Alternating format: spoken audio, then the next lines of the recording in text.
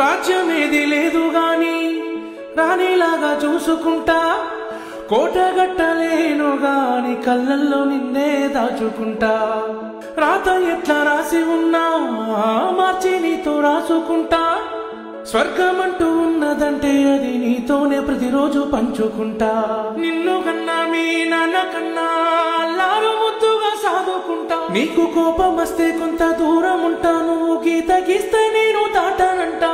కంట నీరు కంటి రెప్ప దాటకుండా కాటుకై కావాలంటా.